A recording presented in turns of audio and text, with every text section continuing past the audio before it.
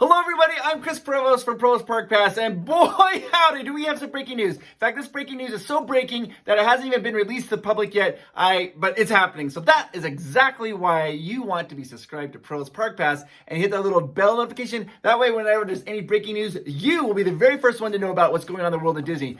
There was an email sent from Ken Potrock to the cast members. Now, Ken Potrock is the president of the Disneyland Resort, and he just sent this email out to cast members and has not yet been made public knowledge. I mean, it's going to be breaking any moment now. But let's break down this email and what he's talking about. Dear cast members, it's hard to believe it's been 20 years since we welcomed our first guest to Disneyland California Adventure Park. While I'm relatively new to Disneyland Resort, I was so excited to visit Disneyland California that first year, and I have enjoyed seeing the park evolve over the last 2 decades. And the role it has played in creating a multi-day destination for our guests, from the ongoing expansions and enhancements focused on bringing more Disney storytelling to the park, including Cars Land, to our upcoming mission to suit up the next generation of superheroes at Avengers campus. We continue to add new and vibrant experiences for Disney's guests to enjoy. Now he's going to go talk about, in his email, about Disney Avengers campus. Here we go. I'm pleased to report that the Avengers campus is making incredible progress, from the futuristic architecture, theatrical lighting, unique audio, creative food, beautiful costuming, and innovative merchandise. The land will be an immersive experience that we know our guests are going to love. And while we aren't ready to reveal Avengers Campus to the world just yet, I am excited about another very special opportunity that we have at Disney California Adventure Park that speaks to our top priorities: getting more cast members back to work and engaging with our guests in different and relevant ways. All right, here we go, guys. This is the part of the email that we're super excited to hear about.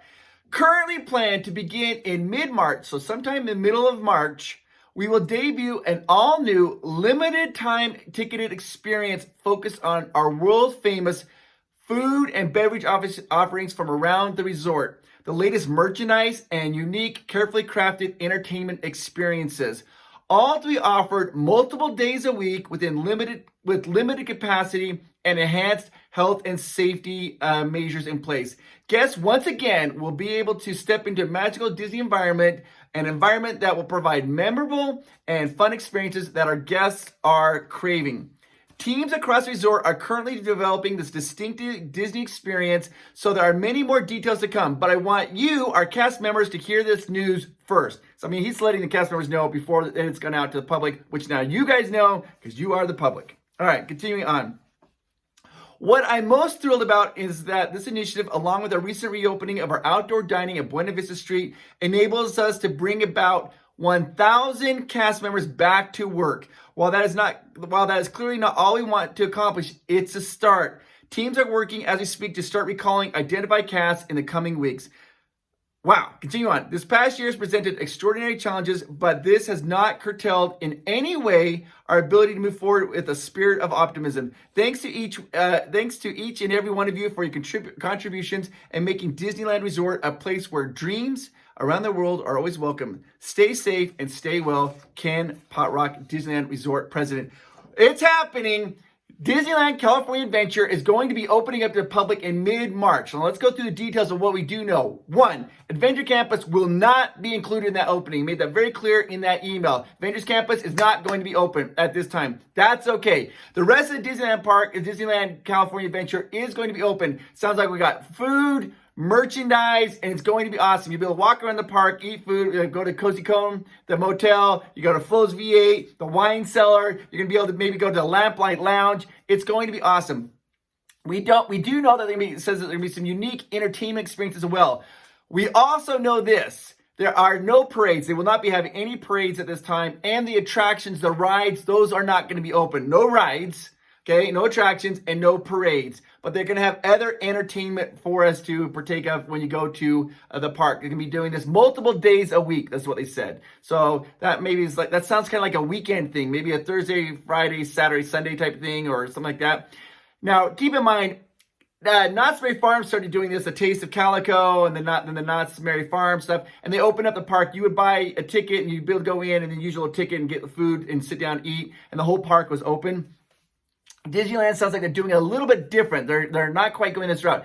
Because if you notice in the email, he says it's a timed ticketed event.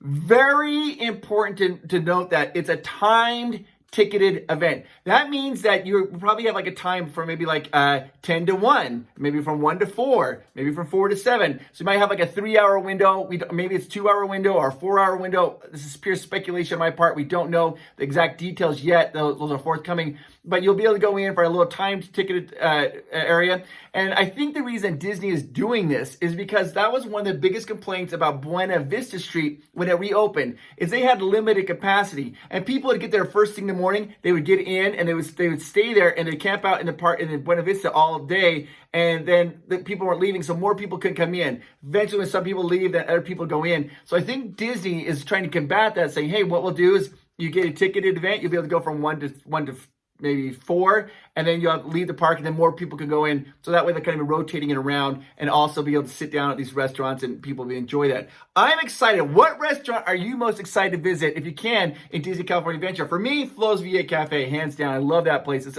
perfect for this anyways, because most of the dining is outdoors, which is awesome. Lamplight Lounge, of course. Got to get your lobster nachos. That's got a lot of outdoor seating. The wine cellar. Got maybe the Corn Dog Castle. Come on. I mean, who's not? I mean, I don't know. Are you guys going to go to this? I definitely want to go to this.